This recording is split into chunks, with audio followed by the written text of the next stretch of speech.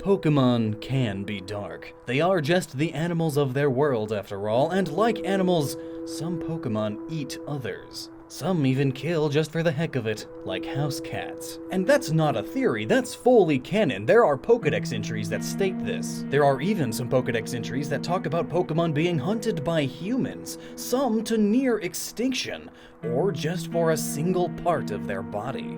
It's dark and messed up, but so is life. And even with those dark things being canon in the lore, you as a player never actually see any of these things taking place, let alone be a part of it.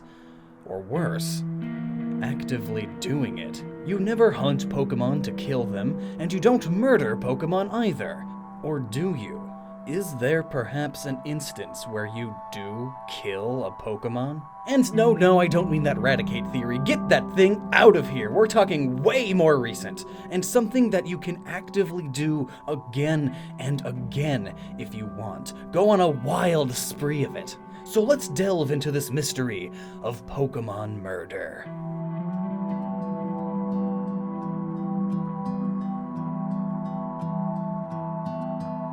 But first, let me tell you about today's sponsor, Amino. And wait, before you click on ahead, let me just say this sponsor is absolutely perfect for this video for reasons you'll see when I bring them up again in the middle. It's just too good, it's like a pun or something. So what is Amino? Well, it's a set of internet communities with fandoms of all sorts. Cosplay, sports, lifestyles, video games, no matter your interest, there's an Amino community for you. And you don't have to worry about broad discussion boards. Amino gets specific. Mario, Sonic, My Hero Academia, Steven Universe, and the Pokemon community on Amino is especially active and awesome. Share ideas, share theories, discuss topics, set up Pokemon battles and trades with text and voice chat, and now you can even chat with 3D avatars. Set up polls, take quizzes, share fan art, loads! And best of all, it's completely free. Also, feel free to follow me on there too. So if you are interested in being a part of a community that shares your interest, just click the link at the top of the description and I hope to see you there. So, what if I told you that a lot of you watching this video very likely have killed one of your Pokemon? It probably wasn't intentional. In fact, you probably didn't even realize it, you cold-hearted monster. And after I tell you this, doing so will result in you murdering your Pokemon in the future, you double monster, actively knowing that you're killing it, and it's all just because you wanted a stronger Pokemon. Come on, the whole moral of the story of all Pokemon media ever is about not having the strongest team. It's about showing love to your Pokemon. Though, then again, Hydreigons do their thing in nature anyway. But even still, it begs the question, is owning a Hydreigon the most unethical Pokemon to have? Is it perhaps the most unethical evolution to go through? Maybe you don't know what I'm talking about, so let's back up a lot. We have to go all the way back to our little friend, Deino. Rawr. Yes, Deino, you're our friend. Rawr.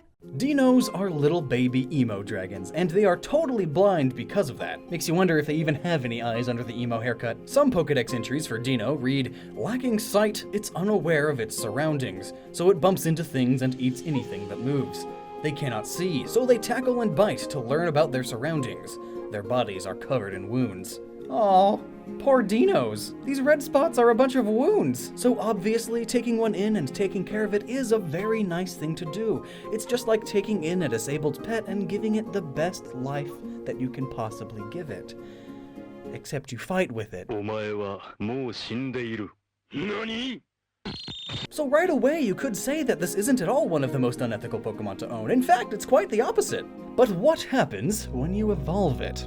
It becomes a Zweilous. And I sure hope I'm pronouncing that right, because boy, otherwise this comment section's going to be huge. But trust me, I looked it up, found like 40 different ways to pronounce it, and that one makes the most sense. Zweilous, it's German. So upon evolving into Zweilous, it loses all of those wounds. While theoretically still blind because it still has emo hair, it seems to have gotten the hang of itself, and it sprouted some wings, though there are loads of quotations around the word wings there, because I'm not so sure those qualify. It also gained claws and this belly design, and it's a lot wider, and I feel like I'm forgetting something new about it. Oh! The second head. Just imagine for a moment growing up and then one day you just sprout a second head. Something else to think about is that, fun fact, of all the Pokemon that evolve by level alone, Deino evolves into its second out of 3 forms later than any other Pokemon, evolving at level 50, then again at 64, meaning that if, in the wild perhaps, level has anything to do with age, Deinos go through most of their lives blind and afraid, and then just sprout an extra head while they're middle-aged. Not that having or growing an extra head is anything new in the Pokemon world though. Plenty of Pokemon have multiple heads and then evolve to get even more. But just imagine for a moment what having a second head is like. A second consciousness sharing your body. Do you both have total control of your body and take turns? Or do you each control a different half? Thankfully, we don't have to live in wonder too much in this regard because of Abby and Brittany Hansel, conjoined twins who appear extra wide. In fact, they have more than just 2 heads, but also 2 hearts, 2 spines, 2 stomachs, and 4 lungs, and each control half of their body. While a struggle to get motor skills down at first, they've managed to figure things out. Though while we can look at them as a base example, their situation is different. They were born this way and have separate systems, while Zweilous just sprouted a second head, and based on what we know, they still share bodily systems. In fact, looking at the Pokedex entries, I think Zweilous is also mainly controlled all by 1 head. These Pokedex entries state, the 2 heads do not get along. Whichever head eats more than the other gets to be the leader. Since their 2 heads do not get along and compete with each other for food, they always eat too much. After it has eaten up all of the food in its territory, it moves to another area. Its 2 heads do not get along. So here we have plenty of questions answered. The 2 heads are 2 different consciences, sharing the same body. It's like taking multiple personality disorder and making it physical, and neither of them like each other. And considering that they overeat all the time, one would assume that they have 1 stomach, and thus 1 bodily system. Each head eats as much as it can, and I'm sure they know their overall limit, but they try to each eat that limit themselves. And then, whoever eats most becomes leader. Whether this means the decision maker or the one who controls the body, we don't know for sure, but I think it's safe to assume that the leader gets both. Now, just imagine growing a second head in your middle ages. It has a mind of its own, and it's better than you, so it takes over your body. Surely this isn't the case for every Deino evolving into Zweilous. Just as often, I'm sure the original head and Pokemon you love is the leader, but not always. Just imagine the feeling the original Deino is feeling now if it isn't the leader. It doesn't own or control its own body anymore. And that's just because it can't eat as much as this new imposter head. It can't even take all the credit or praise you give it for battling well, because the new head has taken over its life entirely. No wonder they're emo. And then, of course, being the trainer you are, you wish for your Pokemon to become ever stronger. So you train and push it so that it evolves once again, now, into a Hydreigon. Here are some Pokedex entries. This brutal Pokemon travels the sky on its 6 wings. Anything that moves seems like a foe to it, triggering its attack. It responds to movement by attacking.